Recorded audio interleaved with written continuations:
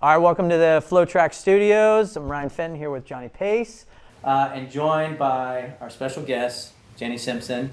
Welcome. First time at the FloCast HQ. Wow, I said FloCast.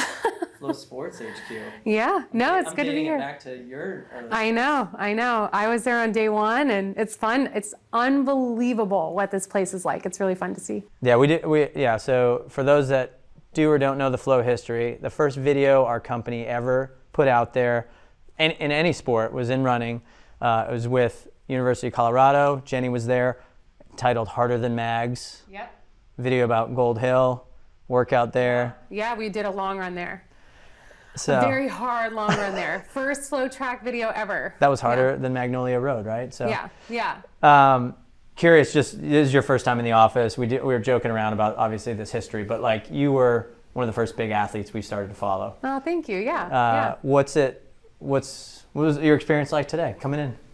It's really cool to see, not just like, it's like real. It's like you guys grew up while I was growing up, and we're all like adults now. And it's just wild to see like this career that I created on the track and how little we could have predicted that when we did that first video, and equally how big and mature and real and professional, Flo Sports is now. I think what I'm most excited about is how you guys have expanded to cover other sports. Like, it's really fun when you see someone do one thing well and then take that and apply it to lots of different things. And anytime we can get more eyeballs on sports and encourage and uplift what people are doing on the field of play, like, I'm for it. So really excited that it's not just little FloTrack anymore. Jenny, I'm curious, as somebody who's coming in more recently into this space, how has the sharing of the sport evolved in 20 years? Like, surely it's a lot different. Oh, that's one of the things that is so wild is, I'm not that old, but when I was young, like, you couldn't go online and see what other runners were doing. So even just in the tiny little world of a high school runner, there was like a paper newsletter called The Harrier, I think, that would go out to high school athletes, and it was like the rankings of different high schoolers and the results. I mean, literally it came on paper in the mail. And like I said, that was 25 years ago. Like, that sounds like a long time ago, but it wasn't that long ago. And now you can just Google any single athlete you want, and find all kinds of videos of them going all the way back to, sometimes middle school and high school performances, which is wild. So I feel really fortunate that a lot of my career, even before my professional life, because of FloTrack, a lot of it's documented, which is really special. You weren't there when she walked in, Johnny. I'm going to share this exchange we had. So if you know Jenny, this is perfect. We walk into the office, and she looks at me and she says, "Man, look what you guys have built off videos of me." Off of videos. But and then if you know Mark Flo, his response was, "I think we helped you out pretty well too." Oh, so yeah. So I say that all joking, but like, I guess in a way it's a bit of a selfish question, but like, there wasn't a lot of media back then when we started, right? So I'm genuinely curious how a FloTrack impacted your career at that time, and now how media in general impacts athletes' career. Yeah, I was thinking about this as we were walking around. I think that FloTrack and the guys that were super early, including obviously Mark and you and some of the other guys, I think you guys saw something that I benefited from, but I didn't necessarily see. So when and it's true, I was in a lot of the first tranches of content you guys put out into the world, and benefited greatly from it, because I was among one of the first college athletes that brands got excited about just because they could see what I was doing. So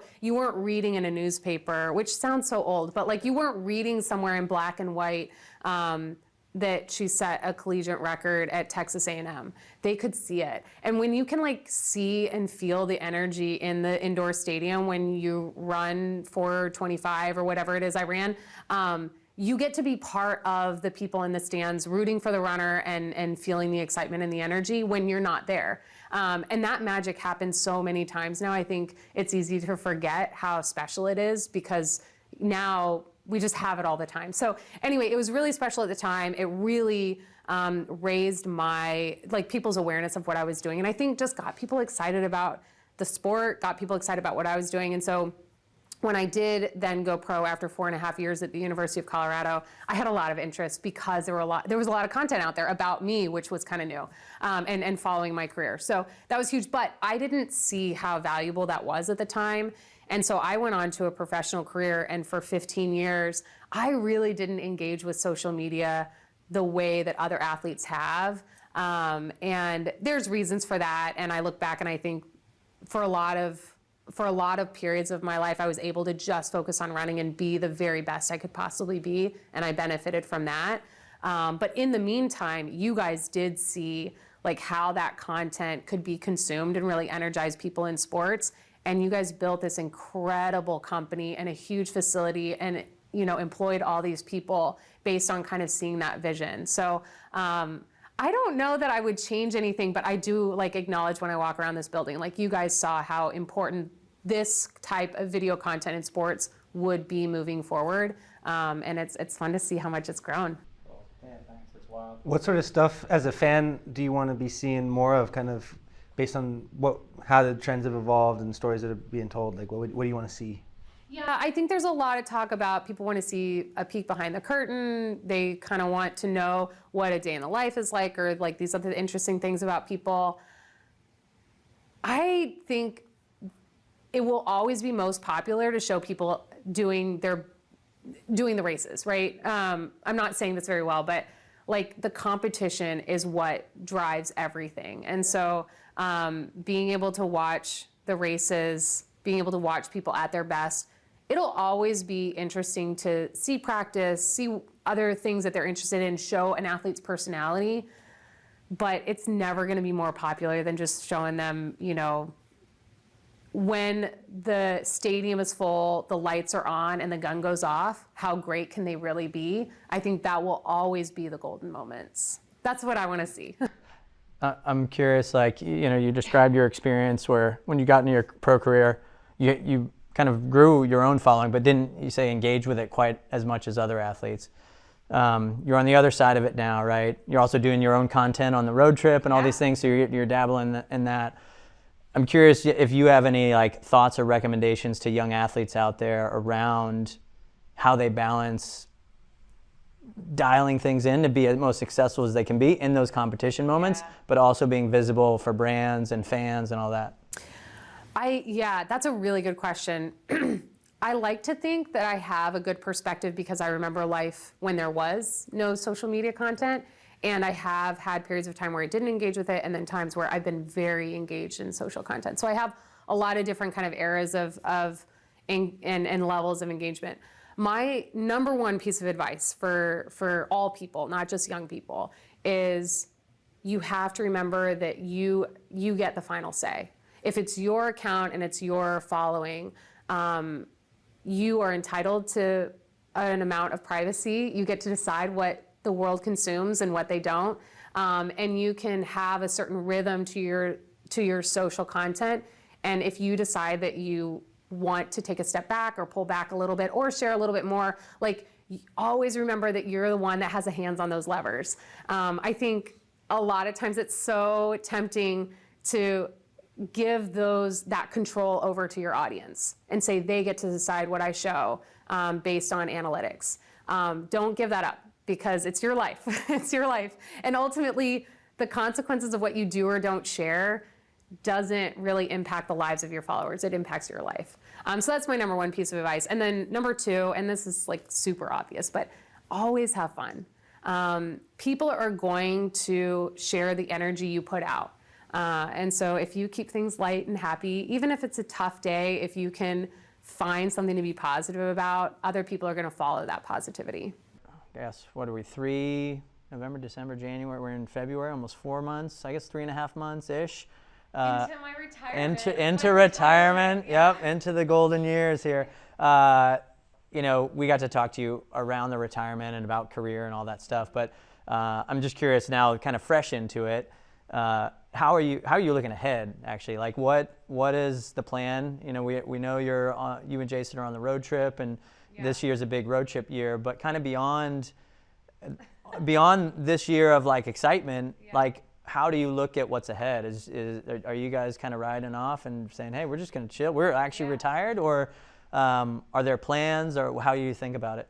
Yeah, running in my career was really, like, I reaped a lot of rewards for it, but I'm not set for life from it. I'm set for a year. So we're taking a year to kind of like have fun and see where the wind blows us and takes us and so forth. But I cannot retire for the rest of my life. I'm not that set. But no, it's a good question. So I retired in November from professional, well, really in December.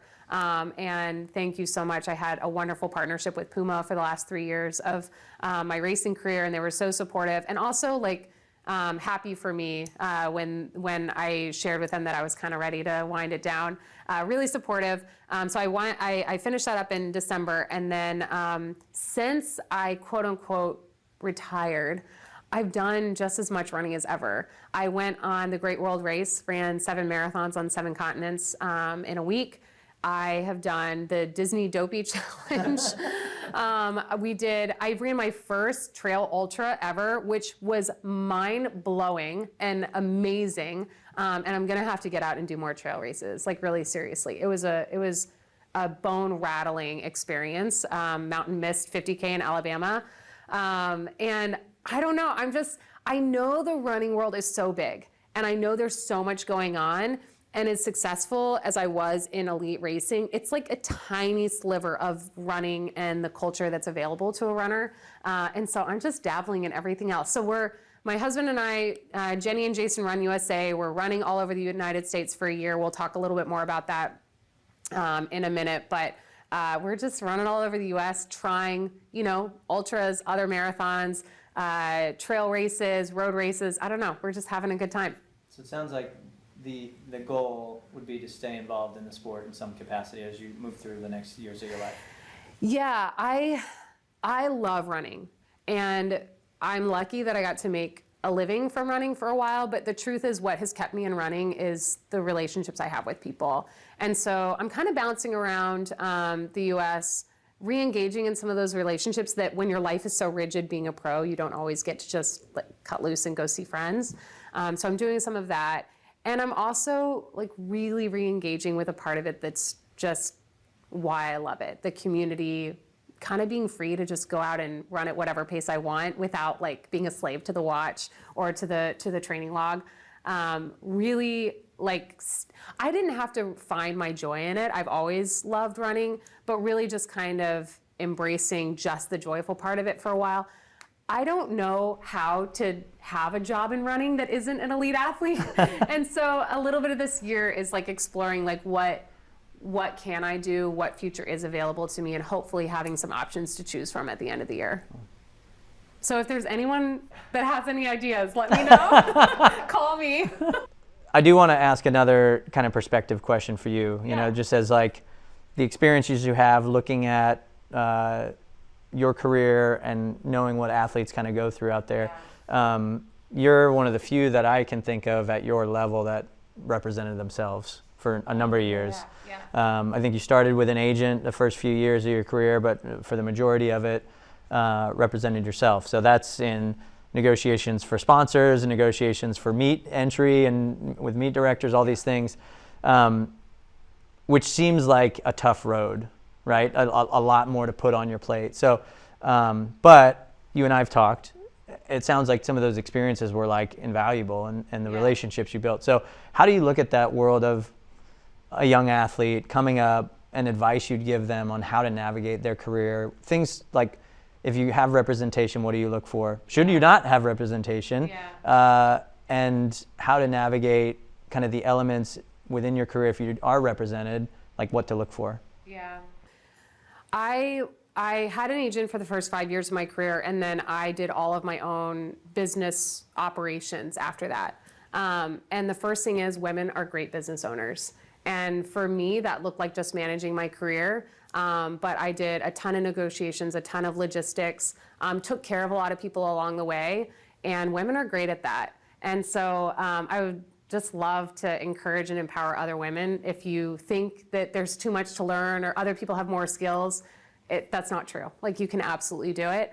I think I was lucky that I could emotionally and psychologically handle doing that and being the racer at the same time. I don't know that that's the right personality fit for everyone. Sometimes it's really hard to separate, doing all of that business work and then being the business at the exact same time. But it was a really good fit for me and I enjoyed it. But just no one in life will advocate for you the way that you will for you. And that's whether you're an athlete that's entering a race or whether you're these people out in LA with these fires. I mean, no one will advocate for you with an insurance company or with a vendor or with a rebuilding project the way that you will. And I'm saying that because we went through a fire. And so I just see so many applications in life where you just know that you'd like to have this idea that you can hire somebody and they're absolutely going to look out for your best interest. And that does happen sometimes, and it's beautiful, and you're lucky if you find that. But the truth is, your life is so infinitely unique to you, and you're the one who's going to know your preferences, know what's important to you, know your values and your character, and what you want.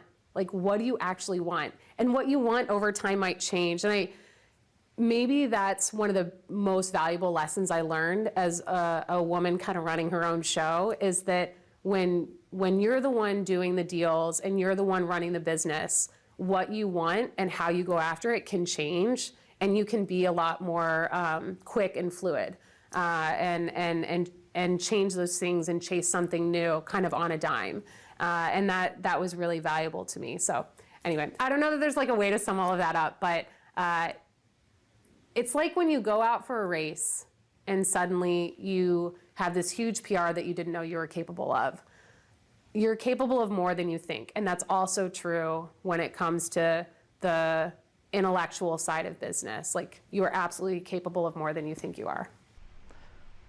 It's, if I could sum it up in what I heard, it's regardless if you're represented or not represented, always speak up for yourself and what you want. And know what's going on. Like, be engaged enough, even if you have someone helping you or working for you, if it's a family member or it's a friend or if it's a professional that you've hired, like, be curious about what's going on always, even if you're not the one like doing the day in, day out work. Yeah. So just understanding the industry, knowing kind of players in it, right? It's a pretty male dominated industry, from agents to leaders to meet directors. So like how you bring up women have the ability and the skill to do these things. Like, how were you received, and why do you believe there's not more women kind of in, maybe not athletes representing themselves, but at least agents, right? There's very few out there. Yeah, I think that it does collide with the lifestyle you have to live as an athlete, as a coach, as an agent. It's a very busy and full schedule with travel and all those things. And I think that does collide with the traditional roles of being the person that takes care of kids or runs the household and so forth. I think that happens with women a lot. We're talking about that more, which I think is obviously a really good thing. So I think that's part of it. I also think there's just fewer women that toss their hat into the ring and say, I know this is going to be a stretch, but I can do it.